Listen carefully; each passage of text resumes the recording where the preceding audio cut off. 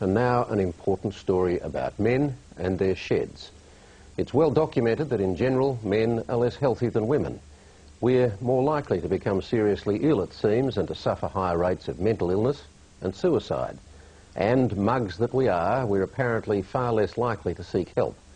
While formal programs are in place across the country for those willing to get involved, a project on the New South Wales mid-north coast has proved to be an unexpected success. It works on a simple premise, that special relationship between a man and his shed. But as Tracy Bowden reports, while this common sense approach appears to be working, the future of the scheme is under a cloud.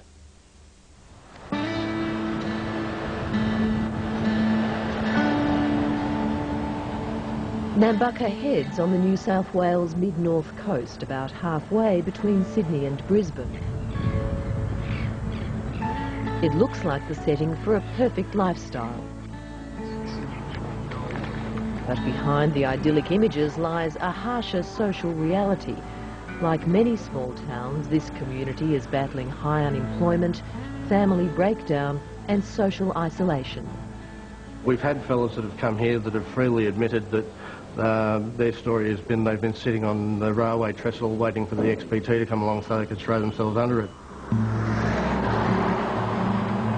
But an unlikely project on the outskirts of town is having a dramatic impact on the lives of those who take part.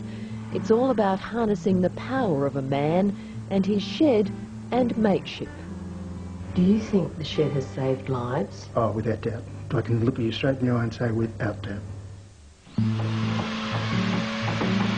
All men are welcome here, retired, retrenched, unemployed or just lonely, young and not so young.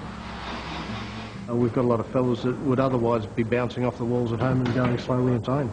We're providing a place, a male-friendly environment, where fellas can come. They don't have to disclose why they're here or how they've come to us, but they can either sit and have a chat and a cuppa, or they can do any of the activities or projects that we get involved in.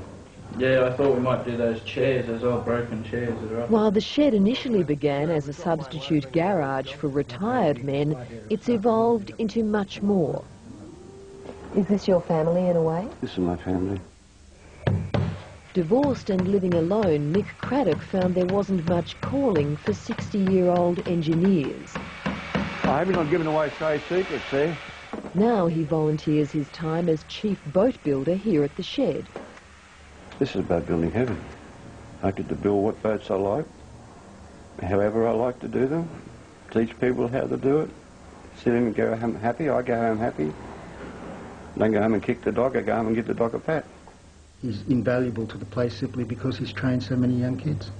But this place is also invaluable to him. Oh yes, it's a reciprocal arrangement. If he didn't have this, if we lost this, you'd worry in the next 12 months what would happen to me.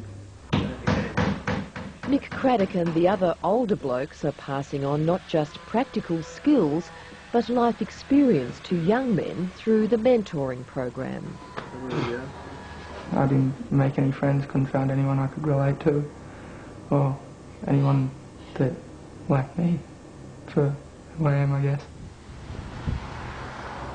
When Joel Bennett and his mum Jo moved to Nambucca Heads from the New South Wales south coast, the teenager struggled to settle in. In the end, he refused to go to school. I thought he'd be a no-hoper on the dole. But I've produced a no-hoper. He's just going to sit on the dole and do nothing with his life. There we go. Then Joe Dennington heard about the men's shed. Mick Craddock and his mate Big Al Corbett took Joel Bennett under their wing. I went down to see what it was like, and I had a great time the first time I went down there. Big Al and all that, was very welcoming and made me feel like I was part of their family. In the process of building a boat with these men, something happened to Joel Bennett. The lonely young man who hated school regained lost confidence, resumed his studies and has just completed his Year 12 exams. I didn't plan for him to come from a single parent family, but he did, and he needed to hear that, stuff that males do, that men do, that I don't have a clue about, that is really important for his development and growth. All the blokes here have their own stories about how they wound up at the shed and how it's helped them. Well, I like doing woodwork. I love doing things with my hand, woodwork. I make all my own furniture at home. I made it. And the blokes, it seems, aren't the only ones to benefit. What do the wives think about the shed? Most wives think it's good because the men come here, they don't go home drunk from here. They go home and they're out from under their feet. They're mixing with their mates, and they seem to come home a bit happier. The problem that we've got here in Australia at the moment, especially in men's health issues, is that it's akin to parking the ambulance at the bottom of the cliff. The problem that you have is that there are only services there to pick the pieces up once the fella goes over the edge. The problem that you have is when they do that, they're taking their partners, their wives, their families, their kids, their friends, a lot of people with them. You can come here as long as you like, as often as you like. Psychologist Bill O'Hare has watched the hands-on activity and camaraderie at the shed produce impressive results. I've seen guys that have wanted to punch myself and Stu out, literally wanted to physically take us on. I've seen guys that have wanted to blow up the family law court. I've seen guys that have been extremely angry and depressed about losing their children over a period of time with some intervention, with some goals and some tasks, and with a sense of starting to fit in and belong. You find that they calm down, they're more prepared to talk with you. It's a very slow process, but it's a very powerful process. It might be a common-sense plan that works well, but the shed is under threat. Our federal government funding runs out in January, and unfortunately, without that, we'll have to close the doors of the shed. It's as simple as that. It's got to keep going. I realise the difficulties they have with funding and stuff, and it's just, it would be sad to see us lose such a resource because they've helped so many kids, not just mine. Well, they didn't just teach me about building a boat or a cabinet, they actually taught me about how to go on with my life. They taught me not to give up, to just keep on going and go for what I want.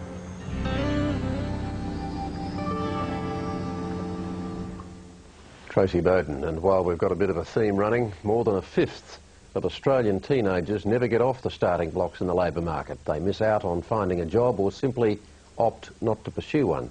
Some students say schools aren't doing enough to prepare them for the job market. Many employers agree. But a little-known